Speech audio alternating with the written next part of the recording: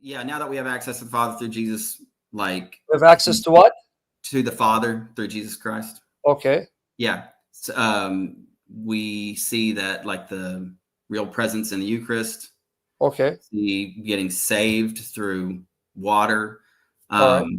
Yeah, like I'm kind of trying to relate these material things. Oh, you're saying, okay. You're trying to say that God works through material substances to bring salvation? Yeah, and to do these other. Yeah, well, all of these things you're doing have the purpose of sanctifying you, purifying you, cleansing you to conform to the image of God in holiness, right? Like Eucharist, baptism. So is that what you're saying? Does God use these means? Yeah, it seems he does, but I'm curious if there's anything fundamental about it, if that makes sense. That God is pleased to work through the material universe that he created. Yeah, is there more understanding to be gathered there that I'm missing? You're confusing me, brother. I wish I know. Well, that's why I got on here. So yeah, but I can't answer if you're confused and ask me the question. Unless you want me to try to figure out your question. What are you asking me? I still don't know. Yeah. Okay. So, like, is there a reliable use of these things outside of like water baptism and Eucharist, such as like an instrument, for example, or like reliable use of what things? Material things. Yes, you have any in the Catholic Church? The Catholics, don't we have what's called the scapular? Yes, there are stuff like that that the Catholics are encouraged to have for blessings. Yes, like the scapular. Scapular. That's what I was looking for. Thank you. Yeah. That's what it is. And so if you're asking me, does God use material items, objects, to communicate blessings? And also, can material objects, items be used to also communicate curses, demonic oppression? Yes, both are true. Mm-hmm. So you can have objects that are tainted with the demonic that once you bring into your household, you bring demons into your household to oppress you. For example, Ouija board. That's one item, right? Or when you use potions, because even the word for sorcery in the Greek New Testament is the same word where you get pharmacy, pharmaceutical, pharmakeia.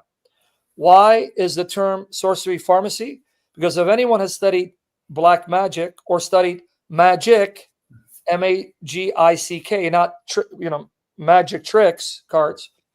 Anyone who knows anything about the spiritism, witchcraft, you'll see involved in these rituals are potions or what we call pharmaceutical aids. In fact, even the Indians, when they would get high, let's say do peyote, they weren't doing it just to chill. They believed through these psychedelic drugs, they would open themselves up to the spirit realm. So material objects can be used to pass on blessings or curses and demonic oppression. Now, is there a biblical basis that God works through material objects? Yeah, I'm going to show you some.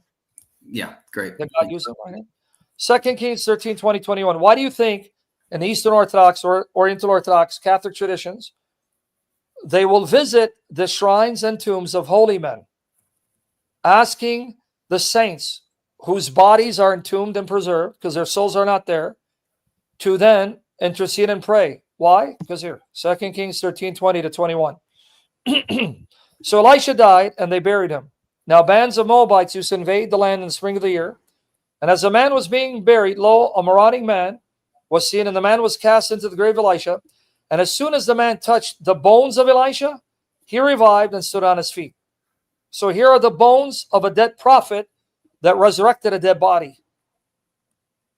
2 Kings 13, 20, 21, right? Yep. Now watch. Acts 5, 14 to 16. And more than ever, believers were added to the Lord, multitudes of both of men and women, so that they even carried out the sick into the streets and laid them on beds and pallets, that as Peter came by, at least his shadow might fall on some of them. And when it did, what happened? The people also gathered from the towns around Jerusalem, bringing the sick and those afflicted with unclean spirits, and they were all healed, just by his shadow. Huh? Acts 19, 11, 12. What about the handkerchiefs, the aprons that Paul used? Acts 9, 19, 11, and 12. And God did extraordinary miracles by the hands of Paul, so that the handkerchiefs or aprons were carried away from his body to the sick, and diseases left them, and the evil spirits came out of them. That's why we're not Gnostics. God created the material universe and is going to restore it and use matter to bring about healing, wholeness, salvation. Hence, bread and wine, giving us the body and blood of Christ. Here, John 9, 6 and 7. How does Jesus heal the blind man? Instead of just saying, see, your eyes open, look what he does. He said this, he spat on the ground, made the clay of the spittle, anointed the man's eyes with the clay, and not only that, he made him go into the pool and wash in the pool of Siloam. So he went and washed and came back seeing. So there you go. Awesome. So if the Lord was to use me or you or somebody for these things, like what could we expect to like know or feel or anything be indicated to move like this? I mean, you want confirmation whether you think you're a healer? I don't know how to answer that necessarily. It seems like you were trying to figure out whether you were called to go into a healing ministry. By what authority, though? No, well, I didn't grow up with authority, so that's what I'm saying. If you think you're called to heal,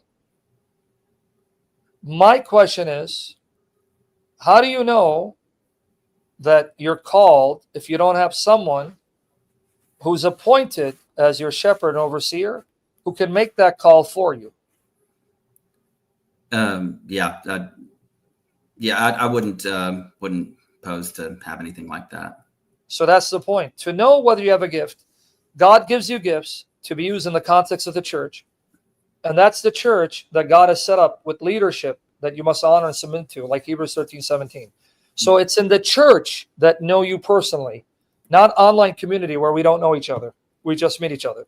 Sure. The church that you meet locally and are submission to, God will stir up the leaders over your heart as they look at you, focus on you, watch you. They will then recognize the talents you have, and then they will give you the right hand of fellowship and lay hands on you. And by that authorization, the Spirit will work through you. Cool. So you'd have to know this in the context of the church that you're part of and the shepherds that are called to oversee your soul. Hebrews 13, 17. Cool. Yeah. Right here. Obey your leaders, submit to them, for they are keeping watch over your souls as men who will have to give account. Let them do this joyfully and not sadly, for that would be of no advantage to you. Obey your leaders, right? Yes. Because they are those who are entrusted with care of your soul, feeding you, nurturing you, training you, disciplining you, praying over you, rebuking you. And then they're going to realize, son, God has called you to do X, Y, and Z because we see it. And it's going to be the mouth of 2 or 3 witnesses, not in isolation. You yourself, in your kitchen, by yourself. Even Timothy, when he was appointed to prophesy and to lead, watch here. See how it was done. 1 Timothy 4:14. Look what Paul says to him. Do not neglect the gift you have, which was given you by prophetic utterance when the council of elders laid their hands upon you. You guys seeing the pattern here? So Timothy, the Spirit, moved through the council of elders to prophesy. This is your calling. This is your gift. And they lay hands on you to authorize you to walk in that gift. 1 Timothy 4:14. Notice the laying of hands. So who lays hands on you? I've had, it was kind of a fad to do that to everybody for a while, so it's hard to say. But I have a pastor, of course, that would do that. Then you have to trust that pastor is of the Spirit. I don't know. You got to make that judgment. Here's another one. Good guy. 2 Timothy 1, 5-6. I'm reminded of your sincere faith, a faith that dwelt first in your grandmother, Lois, and your mother, Eunice, and now I am sure dwells in you. Now watch. Hence, I remind you to rekindle the gift of God that is within you through the laying on of my hands. What does that mean? Qualified, spirit-filled leadership. Being moved by the Spirit to recognize he's got a gift, and then laying hands on you to pass on the anointing of the Spirit, and also as a sign for others, we acknowledge the gift and we authorize them to now walk in that gift.